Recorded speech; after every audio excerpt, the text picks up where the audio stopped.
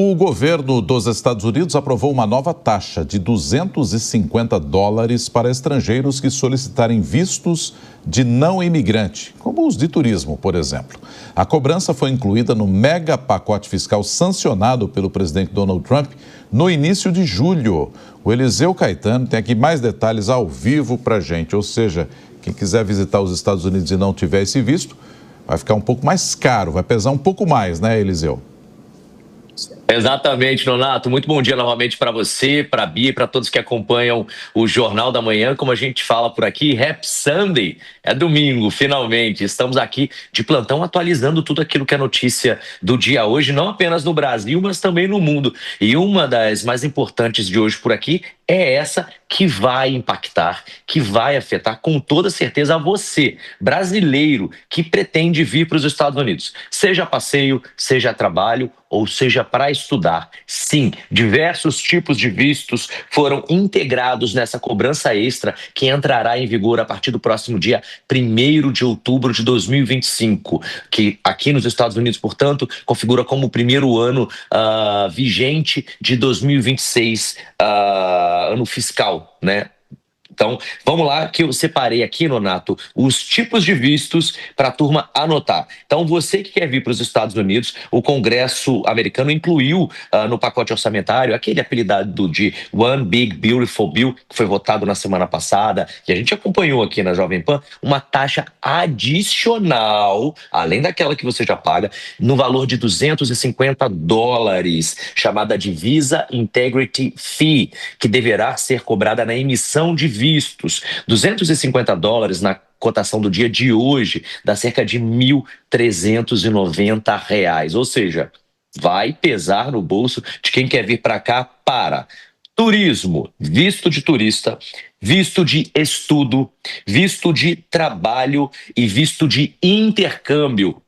Então, se você pensa em ser intercambista, né, que é aquele visto que você pode estudar, em alguns casos até trabalhar para praticar o inglês, também vai pesar aí R$ 1.390 a mais ou $250 no valor fixo para as categorias de visto B1, B2, F, M, H, 1B e J. A cobrança, como eu disse, vai entrar em vigor a partir do próximo dia 1º de outubro deste ano, que é o primeiro dia do ano fiscal de 2026. Essa taxa inédita por aqui, será aplicada somente após a aprovação do visto, viu? Somando-se ao valor atual de $185 referente à solicitação do visto, além de $24 para o formulário I-94, que é um formulário que mostra quantas vezes você entrou e saiu dos Estados Unidos. É um formulário do ICE, da Polícia de Imigração aqui, o equivalente à Polícia Federal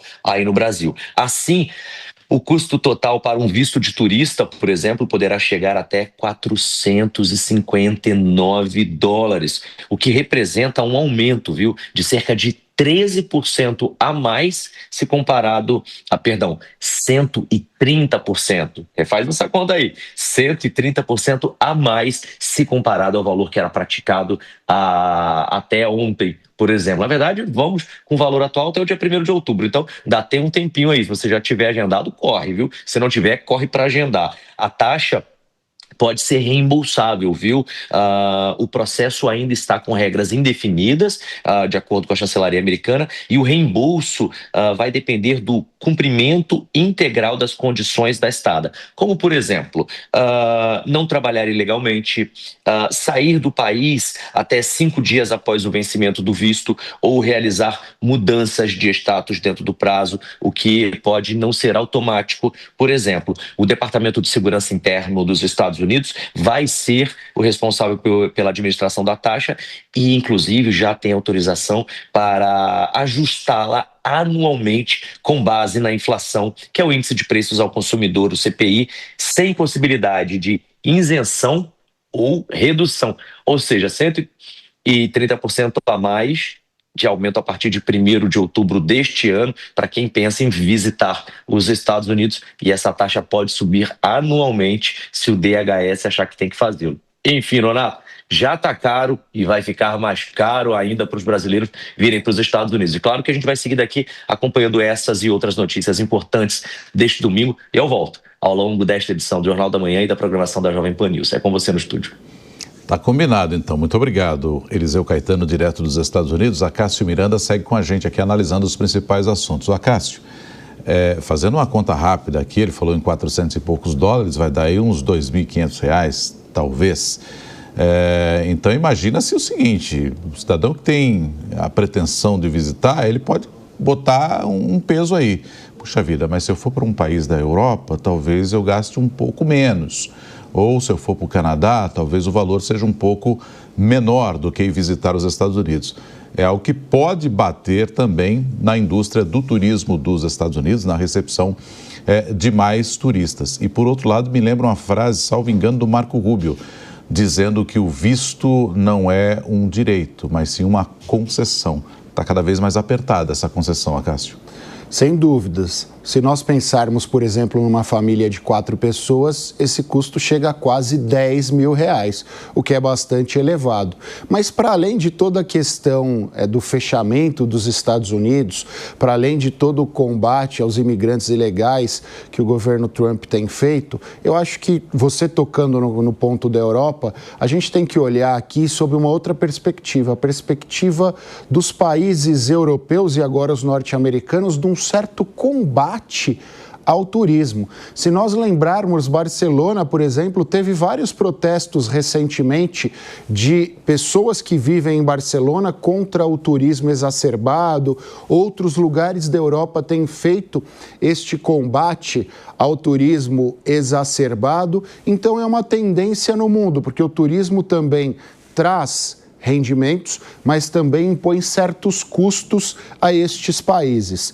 Não acho que essa tenha sido a principal razão para Donald Trump, mas fato é que, nesse sentido, não é uma exclusividade dele. O mundo também tem passado por isso. Agora, tarifaço, todas essas medidas restritivas à obtenção de vistos, ascensão de determinados grupos no poder mundo afora, isso mostra que na década de 90 a gente viveu a globalização, hoje a gente vive um processo de desglobalização. Para além dos imigrantes, as pessoas parecem que não querem estrangeiros no seu país, seja de forma definitiva, seja de forma transitória a passeio. Acácio, o presidente Donald Trump tem pouco tempo no cargo, né? Ele fez várias promessas durante a campanha, mas tem aí 6 meses ainda incompletos de presidência e já apertou muito essas medidas, então, contra imigrantes, contra estrangeiros. Dá para esperar medidas ainda mais duras daqui para frente? Dá para esperar por algumas razões. Trump, por mais que ele tenha vendido essa pecha de nacionalista, de American First, ele tem agido como um populista. Ao fim e ao cabo, ele tem agido de forma populista.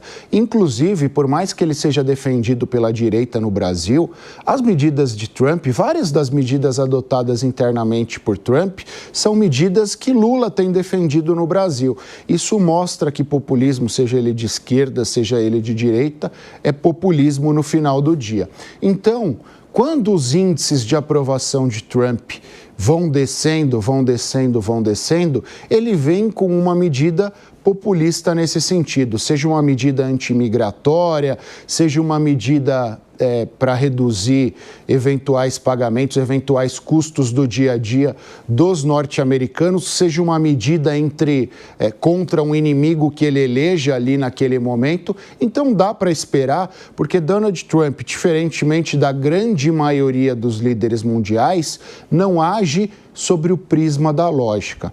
Ele age sobre o prisma das vontades de algumas minorias barulhentas nas redes sociais e sob o prisma do próprio ego. Então, quando não há lógica, quando há ego e barulho sobrepondo a lógica, é óbvio que medidas radicais e irracionais podem acontecer. Mas até aqui, nesses 6 meses, ele fez muito barulho, mas nada efetivo. Donald Trump voltou atrás de todas as medidas que ele adotou até aqui.